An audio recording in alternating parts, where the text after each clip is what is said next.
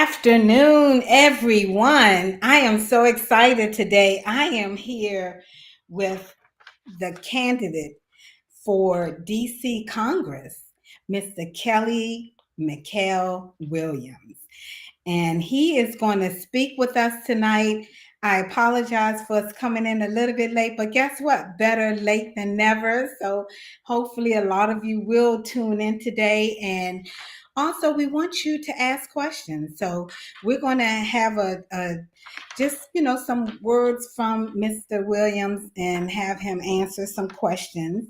And then we're going to address any questions that you all put in the chat. So feel free to do that.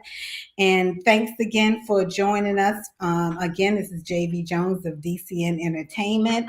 And sir, how are you this evening? I'm well, thank you. That's awesome. So I I want to first go ahead. get in. Exactly. So everyone, we are so lucky and blessed to have him on this evening because technology has not been kind to Mr. Williams. So for that reason, we thank you so much. If nothing else, we're going to listen to you attentively and see how you're going to make things great in Washington D.C. So that's what we're excited about. I first want to just ask. Tell us a little bit about who you are and how you got to the point where you are today. Well, that's a great question, JB, and I want to thank you and DCN for having me, especially Mr. Darrell. I appreciate the opportunity to come on the show late, better late than Yes.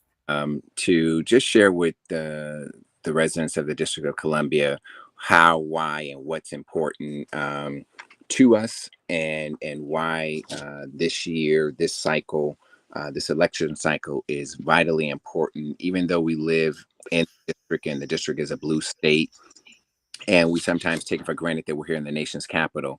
I need everyone across the country who's listening, watching, and paying attention to make sure they get engaged this year, because I know that they hear it all the time. This is the most important election of of our lifetime.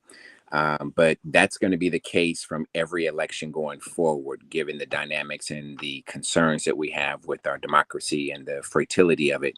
So the reality of it is that I have been in DC now, I think 25, maybe 27 years. I got here in 1996. So you can do the math of that. But I came here out of state government in California, where I served as a political and legislative consultant, writing and drafting legislation, running campaigns, getting people elected, and then also working as a regional vice president for PR and fundraising or public relations firm. Came to DC to work under the Clinton administration, work at the White House.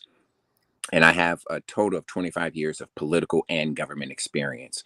So I've worked at the state level, I've worked at the federal level, I've worked at the local level here in DC.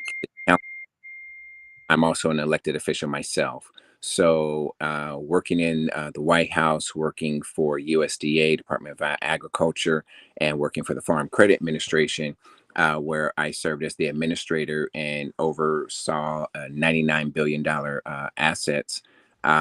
We try to create opportunities for those who are being disenfranchised, primarily Black farmers. So, while I was at USDA, I was able to get Black farmers $800 million in the school lunch program, something they had never participated in before. While I was at Farm Credit, we expanded our lending practices. When I was at the state legislative level, we provided legislation for motorcycle helmet laws to save lives, and then that ultimately went on to bicycles and helmets for bicycles because children were being killed by getting hit by cars and things of that nature. Same with motorcycle riders. And then here in DC, while I was on the DC City Council, it was brought to my attention that GED recipients, once they completed their GED, they were not receiving their high school diploma like other jurisdictions, Maryland and Virginia. So we ushered that legislation through, and we got that passed in 2014. So ever since then, individuals who completed their GED will now get their high school diploma, which allows them opportunities in employment space that they did not have before with just the GED, as well as in the military and other areas. And so those things were areas that sort of I made sure that I looked out for those individuals or those sectors in our community that needed the most help. And knowing that myself full well, because I was homeless in this city, I became homeless, leaving the White House and having great opportunities. Savings got depleted, and I found myself living in the back of my car with my 3-year-old son, only to find out that DC had no shelters, no programs, no services for single fathers. And Mm. I was surprised and shocked that when I walked into the agency, they said to me, "We don't service men. We don't service single fathers." And I was like, "Well, what do you want me to do with my son?" I said, "We can give you some food stamps." I said, "Well, I don't have a refrigerator to put the food in. So what do you want me to do?" So those things kind of shape my values and help me recognize and see what was really important, Mm. and how while we have government services, they're not always available or accessible to everyone. And after working for DC government, I had to leave the workforce because I had to take care of my mother who had Alzheimer's. I had taken care of her for 13 years, but then I had to leave the workforce and care for her for the last 8 years of her life on my own, because Mm. in and saw the person who I'm hired to care for her asleep on the sofa, and my mother passed out on the other sofa. So getting to this point was precarious because my mother campaigned with me 2 years ago when I ran for this same office. There was four of us who were in that race at that time. I was fortunate enough to finish second in that race, but my mother campaigned with me the full time that we were out there for the 8 months that we campaigned. And this year around, I knew she couldn't do that because her Alzheimer's had gotten advanced. She was 84. I had to carry her, I had to bathe her, I had to feed her, I had to change her diapers. I had to do so much hands on that I didn't feel I had the time or capability of actually campaigning, but I knew I had the call to do so. And so I really had to just pray about it. And fortunately and unfortunately, we started this campaign on January 12th. And while I was sitting with my mother talking to her at 3:42 p.m. on January 11th, God called her home. Wow. A a very, rocky start of realizing, okay, God does things in strange ways. You really don't know why he's doing what he's doing. Mhm. Prayers of saying, if this is what you want me to do, how am I going to do this? I need to hire someone, I need to bring someone in, I need to do that. But also, I guess, knowing my concern about hiring someone and bringing them in, what I faced, the same thing I faced before, and the same thing could happen and I not know what was really going on. So, the long and the short of it, that's how I got here. That's the experience I have. And that's the kind of leader I'm going to be, is I'm going to bring life experiences to this position that I know that many Americans in the District of Columbia, especially in our community, Ward 7, Ward 8, in those areas, we've experienced. We've had to experience taking care of a loved one. We've had to experience probably sometimes Wow. being sheltered. Very inspirational. That is so inspirational. And wow, that's all I can say is wow. That's powerful. Um, so this probably is close to your last one, but just basically, what made you decide that you wanted to run for Eleanor Holmes' seat in Congress? Well, I decided to do so because I realized, like I said, the last time I ran, I was looking, I was watching, I was listening to what was going on in our community, what was going on in our state, and I wasn't hearing from our delegate. I wasn't hearing anything from her about the housing and the homeless crisis that we had in 2022, 2023, 2024, and the ones that we had before that. I wasn't hearing from her about affordability. I wasn't hearing from her about even crime. I wasn't hearing from her about many of things that were going on in the city. And while I recognize, we put the burden on our mayor and our council, our delegate still has a responsibility in that role of making sure that we're safe, that we have provisions, that our quality of life is able to be sustainable or advanced. And I feel that that's what my primary responsibility is as a delegate, as a member of Congress, is to ensure and try to enhance every citizen's quality of life. Taking care of my mother and recognizing how when seniors get older, especially if they have a disease like Alzheimer's, their quality of life diminishes. Things happen that causes them to have to depend on someone else, have them not be able to feed themselves, care for themselves. So you want to ensure those things. And with the federal government's dollars and the money that we get that we can bring back to the District of Columbia, those things should be, of priority for us to make sure that we address. And so when I wasn't seeing that, it kind of, sparked, created a spark in me to try to do something about it. And I recognized that I was going up against someone who has been here since 1991, 34 years. But I also heard a lot of people saying that they call her office and they don't get any response.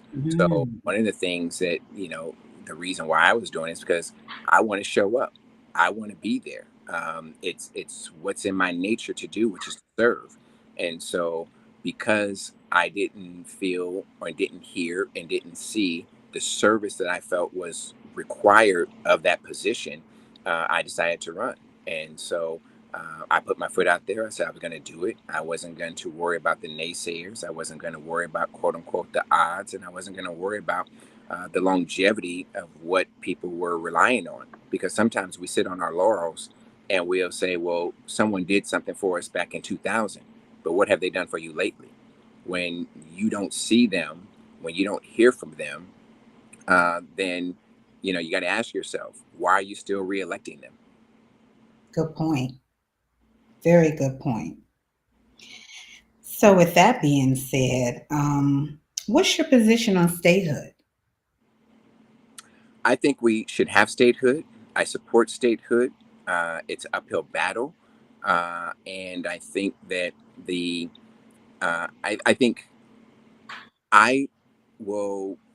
What I see is the key area there is there's 5 senators that have not co-sponsored the legislation, which ultimately won't allow it to pass.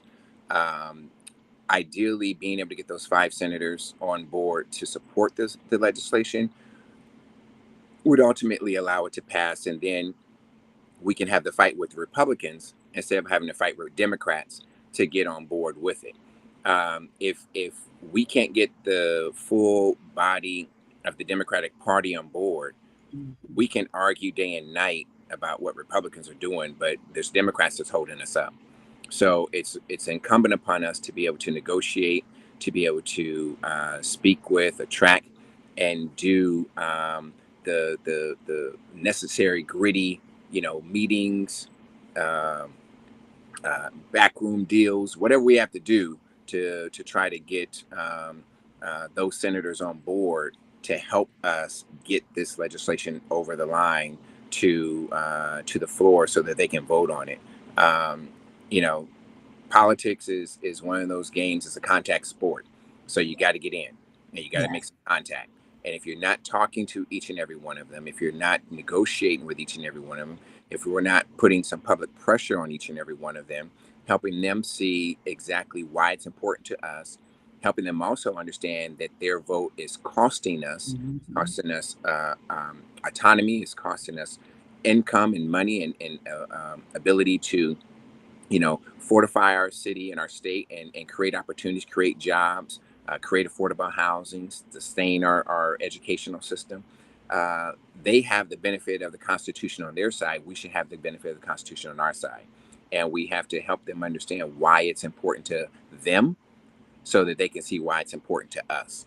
And so while I support it, I will fight for it. I think other things in our daily lives are also important. So I'm not going to make it my only thing that I'm going to do. I'm going to make it a part of my whole portfolio to make sure that I address, again, the quality of life issues that we need and care about, trying to end the poverty and the abject poverty we have in Ward 8 and Ward 7 in those plighted areas, and ensure that if we don't get statehood, we still have authority over our own autonomy, over our own budget, over our own laws, and what we need to do. So I'm wondering, how can you bridge the gap between Congress and the council? That's been a problem. And what could you say to that? So I think one of the things that you have to do is the council has to recognize and see me as an ally, not as a foe, and not just as an ally for the federal dollars I bring back, but an ally in that my position, especially as a resident, especially as someone who's an ANC commissioner and gets the local level and gets the local autonomy issue, that everything I do is going to be for the benefit of the residents of the District of Columbia.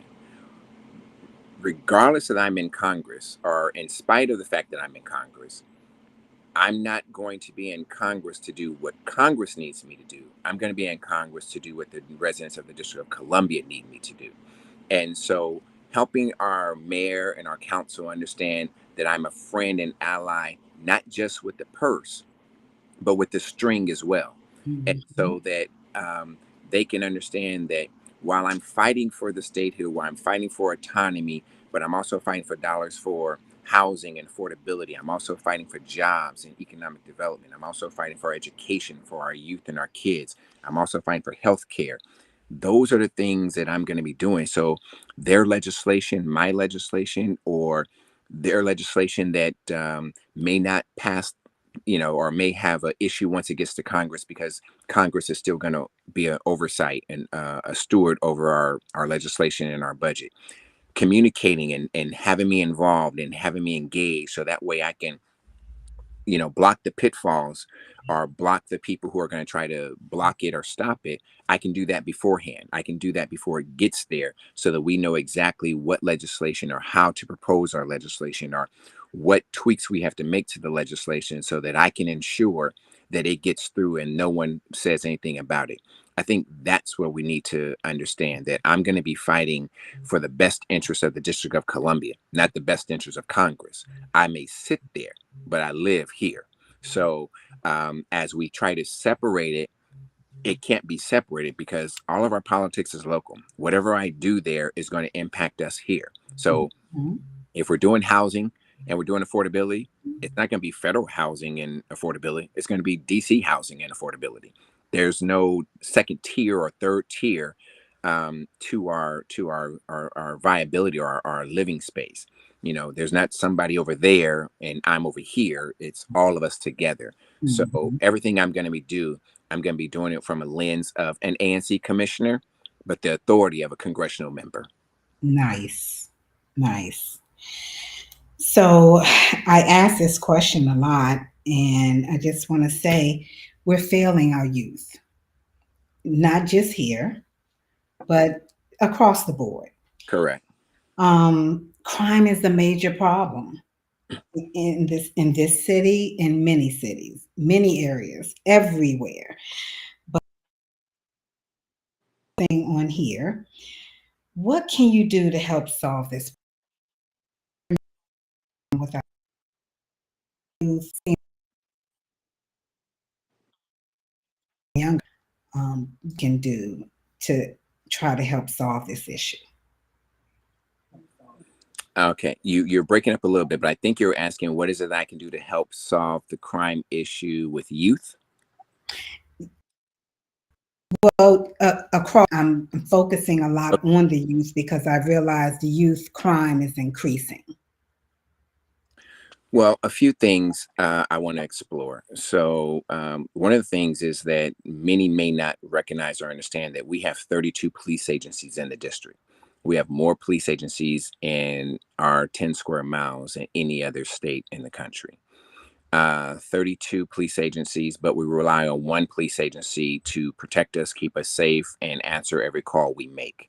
And what I think should happen is some of those federal agencies should partner and work with our MPD, not just on high profile cases and not just on task force to deal with our fentanyl issues and our drug trafficking issues and our sex trafficking issues.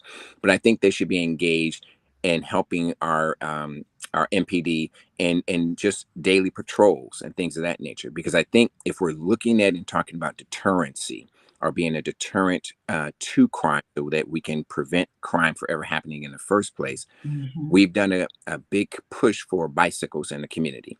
We put up I know MPD and the mayor and the attorney general have talked about putting new bicycle police on the street and having them ride through communities and things of that nature. And that's very good, and that should help, and that should be applauded. At the same time, I think if we have some of these other federal agencies, um, create if we create a public safety task force similar to the task force they do for the fentanyl, the drugs, or whatever the crime issue is at the time. If they put together these um, public safety task force and allow them to patrol our areas, it would you might be amazed at the response we get if you see a FBI police car rolling through your neighborhood as opposed to an MPD. You're gonna start asking questions. What are they doing there? What's going on? But at the same time, once you realize that they're in the community and neighborhood, now you have more to look for and what to look out for. If you have a Secret Service police come, if you have a Capitol Hill police, if you have a Metro police, if you have the Park police, if you have the University police, if you have the Post Office police, if you have all these different agencies rolling through this city in their marked cars, all of a sudden you're going to start asking questions. What's going on? Why? What are they doing? What's happening? And now you have to look over your shoulder. Because if you're only looking for one car and you know that one car isn't coming because 911 isn't responding, or because you got enough time to get away, and because you're not anticipating or expecting park police to pull you over, FBI to pull you over, Secret Service to pull you over, you might, slow down. You're not going to stop crime, but you can certainly slow it down, deter it, make them think twice. And if those individuals are in the area when something happens, they can take a call where MPD couldn't take the call, and they can probably get there quicker or faster to try to. Good point. You know, the other things that I'm doing currently is that I have three programs that I have partnered with some other small business owners to create and provide opportunities for our youth in. One is a drone program. So what we've done is we've taken 13-year-olds and we are taking them because we can't do it in DC because we can't fly them. We've taken them to Baltimore, but we have 13-year-olds who are taking apart and building drones. So we're Mm, teaching them how to build the drones, giving them engineering skills, tech skills to be able to be manufacturers, if you will, in the aggregate of how you manufacture. We're teaching them how to build it and fly it. And mm, then what we're doing after we teach them how to build it and fly it, we're then teaching them how to simulate and understand what they're doing while they're flying it. And so what we'll do is we'll put like three or four kids out. They're flying the drones, and then we get the fifth kid stand behind them and give them instructions about how to fly the drone. Go left, go right, go up, go down. And we're doing that because we're trying to create an opportunity for them to become air traffic controllers. And we're doing it in the most simplistic way so they can have fun with it and be able to get an understanding of it so that when they be able to take the test and go to training and everything else, they can literally make $120,000 in their first year by flying a drone and taking the skill set from being a drone developer, creator, and flying it to be able to become an air traffic controller. We'll take them to air flight simulators, teach them how to fly the planes, and they can also become like on movie sets. They can become drone cameramen on movie sets or mm, in music videos, or for state and local governments when they're trying to create tourist videos for people to come to their state, for vacations. Drones right now, you 13-year-olds and 14-year-olds can literally get contracts from drones, probably making anywhere from $30,000 to $60,000 a year by simply flying these drones. And so by creating the opportunity and creating a vision for them and giving them something to aspire with and aspire to, we can now also reduce our crime because now they have something to do. They're not sitting on the corner, or they're not being influenced by someone saying, "Here, I'm gonna give you $50 to watch out for me." he can say, "Nah, bruh, I'm good because I'm making 300 over here flying a drone." Yes. Right? He can do something better. We're also doing court reporting, so we're teaching them basically how to type. Now, right now, they're playing Xbox, they're playing PlayStation. They got someone in their ear talking to them, telling them, what to do because they're teaming up on the internet, fighting games or Mhm. football games or baseball or car racing or whatever they're doing. But they're able to maneuver these remote controls by not looking at the handles, not looking at the keyboard on the remote control. They're looking at the screen, and they're able to do exactly what they need to do, being able to create the game and play the game. So we want to teach them how to do that by typing. You're going to do the same thing typing, simply typing, and you can make $90,000 a year typing, just like you did when you're playing Xbox or something else. And then we're doing cybersecurity. And cybersecurity, we have a year program where they'll go for free of charge, and they will learn how to become a cybersecurity analyst. Um, every Saturday or virtually. And in 12 months, they'll then have a job that they can go into at a minimum of 85,000 starting, but certainly after 2 years, they'll be making over six figures. Each of these programs only require a high school diploma. And as I said in my opening, when we passed the GED uh, bill to allow individuals to complete their GED, get their high school diploma, these are opportunities that now these kids can have because they have that high school diploma and they can go into these areas. While we're starting at 13 with the drones, certainly to become an air traffic controller, they need a high school diploma. Same thing with the court reporting, they need a high school diploma, and same thing with security. But we're taking them at their earliest stages and moving them forward because we're creating a vision for them. We're creating hope for them, and we're creating opportunity for them. And that's what's missing with our youth right now. And that's what's missing with the message for our city. We don't have a message of hope and opportunity. Mm. We have a message of what they're doing, why they're doing, Yeah. and strict punishment. Now, I'm all for accountability. We have to do that, but we also have to give them an opportunity and a Yes. vision and not even get that far where they have to be accountable. Let them be accountable for what they need to do to produce rather than what they need to do to program. So we don't have to put them in the judicial system. Yeah. For that. Mike on me with that one. I'm truly thankful to hear you speak on that. Wow. I'm so passionate about the young people because I just feel like we don't start young enough with them. They don't come here knowing anything. They come here blank. And we have to, put in them these things early. So I'm glad to hear that. I applaud you on your ideas and everything. Absolutely. I mean, And raising a 3-year-old or raising a child by myself, with no place to live, sleeping in the back of your car and things, you have to figure out what to do with that child. So one, I can keep him on a straight and narrow. Two, I can make sure that we didn't get caught and he get taken away from me. And three, I need to be able to provide for him somehow. So we went to the library a lot.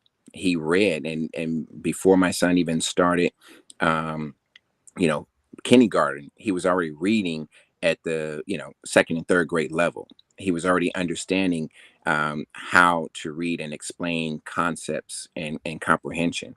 That 3-year-old little boy who was homeless, when we were struggling, like I said, just graduated from NYU on Tuesday.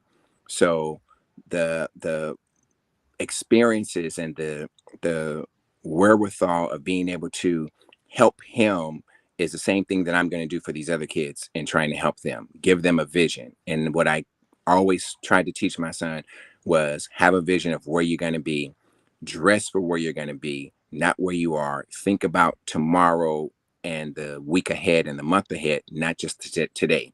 Look beyond where you are. so I want you to tell people you've expounded on a lot of the things that you plan on doing, and that's awesome. But I want you to hit home hard right now and tell people why they should elect you. They should elect me because I offer a fresh perspective, a new vision, an opportunity for growth. I provide the the sauce to the meat that they like to eat. I provide the spike in the drink they like to drink. I'm going to provide them with the hope and opportunity that they've been missing for the last 10, 15 years. I'm going to give them what it is that they need because I'm going to listen. I'm going to show up. I'm going to answer the call. When you call my office, you'll get a response. When you see me on the street, I'll talk to you.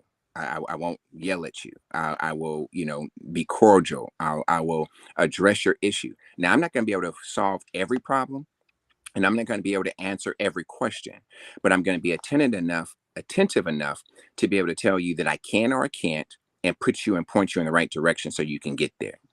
My sole responsibility, again, is to ensure our quality of life, your quality of life, enhance your quality of life. The Bible says that He came that we might have life and have it more abundantly. I'm trying to give you the abundance of life that you need to have because that's what our government is supposed to do. That's what our government is required to do. We're creating safety nets for our community to be able to have so that when things go wrong or when things happen, we're supposed to be there to catch you. Just like you catch your child, just like the doctor catches your child when you're having a baby, that's what my job is, to catch you Mhm. and help you so that I can get you over the finish line of where you're trying to get to. So you can do two things. You can stand on the laurels that have gotten you here, or you can take a look at what you're doing tomorrow. Every year you have a New Year's resolution. And although you may break it, you still have the idea of what you're going to do.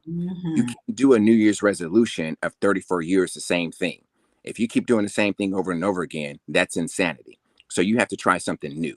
So whether you think you can or you think you can't, you're right. So what you need to do is just go ahead and the step take the step to ensure and understand that with 25 years of experience, living in a city, homeless, taking care of my mother, raising a son, graduating from NYU, being able to provide laws and legislations, opportunities, and create a vision for the future. There's nobody else on the ballot who's doing that. There's nobody else on the ballot who's offering that. And there's no one else on the ballot who's even offering or telling you what they're going to do. So Mhm. because I'm out here telling you that, and because I'm out here asking for your vote, that's why you should do it. And I'll end with this. I'm opening up a restaurant in Deanwood in Ward 7 next month. So not only investing in the community, I'm also providing hope for the community. In 2025, I'll be opening up a credit union in Ward 8. That's something also where we're investing in the community and we're providing empowerment for the community. No one else has ever done that, and no one else is going to do that. That's why you need to vote for me. I'm number one on the ballot, and my name is Kelly Michael Williams. Well, you all have heard it straight from candidate Williams.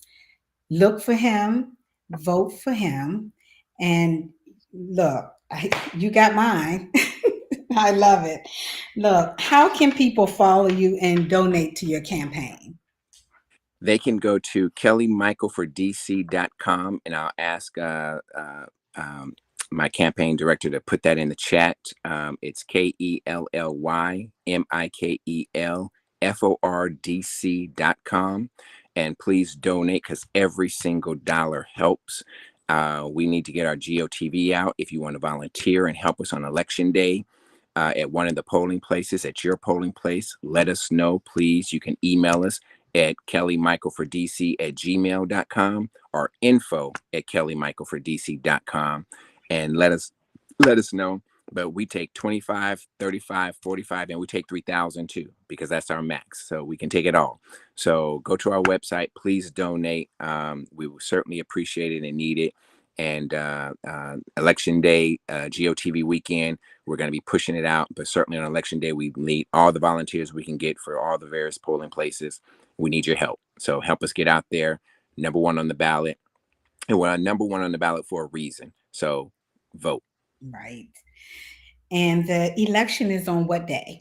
The election is June 4th, Tuesday, June 4th. Early voting starts on May 26th through June 2nd. and then we have the election day on June 4th. If you have your absentee ballots or your mail in ballots that have come to you and you haven't turned them in, you can still turn those in after you vote for me. And if you've already selected someone else and you did not turn that in, tear it up and then just come on out on early voting and vote for me, because now you have a reason. Yes, Before, at a knee jerk reaction, but now you have a reason. yes, yes. And I'm so honored to have been the person to bring all of this to the people. Hopefully, you all have learned a lot tonight. And there's no reason why you should not want to vote for this gentleman. It's going to do great things. And you know what? It's time for some new blood. And Absolutely. that's not just with you, it's with Oh no. all across. It's time Oh, for new blood. all across. Right. It's time for change. Yes, The Winans. Look it up, Google it, and play it. And listen to the words of It's Time by the Winans. That's our theme song. When yes, you listen to I those love it. when you listen to those words, you'll hear exactly what I'm espousing and what they are espousing in that song, and Mhm. recognize why we're doing this together. Yes, yes, indeed. So I'm going to close out. If there's anything that you would like to share, real quick, but if nothing else, ask people for your vote. That's it. I am just grateful to you, JB, and BCN for DCN for having me tonight and allowing me to share my vision, my thoughts, my passion. Is something that I recognize that we don't always participate in, we don't always understand. But politics is a game that we don't necessarily understand, but we have to understand it's linked to policy and it's linked to government. And if we are not a part of the the solution, we're going to be what they say is we're on the menu. So if we're not at the table, we're on the menu. So we Mhm. have to be at the table. We have to be a part of the solutions. We have to make sure our voice is heard. And while we may not think our vote counts, it does. But we have to keep doing it. But also, you have to hold us accountable after you vote. And I have no problem, and I've told everyone, I have no problem with you coming up to me and saying, I asked you to do this, you didn't do it. So remind me and then help me get it done. Don't just put it on me to do, but help me get it done. Because there'll be nothing I can do by myself. So I ask for your vote. I thank you for this opportunity, and I look forward to seeing you. Kelly Michael for DC.com. Kelly Michael for DC at gmail.com, info at Gmail. And please donate, donate, donate. Yes. And the four is FOR, not the number four. Correct. Right. So K E make L sure. Y M I K E L FORDC.com. Exactly. All right. Well, we're out of here. This is JV Jones of DCN Entertainment here with candidate Williams. We will see you at the polls on June 4th. Go out and vote, guys. Can't tell you who to vote for. We know who we want you to vote for, I but yeah, we can't both tell of you you. who to vote for. But we need you to get out there and make a difference. A lot of people want to vote for the president, but they don't want to vote for the other offices and the other, local and all that. So we got to be involved. So get out there, be involved, and do what you can do. And if you can, go help out. Like you said, go help out at the polls. So thank you so much again. And I look forward to seeing you win this election. Absolutely. Thank you. All right. Good night, everyone. Good night.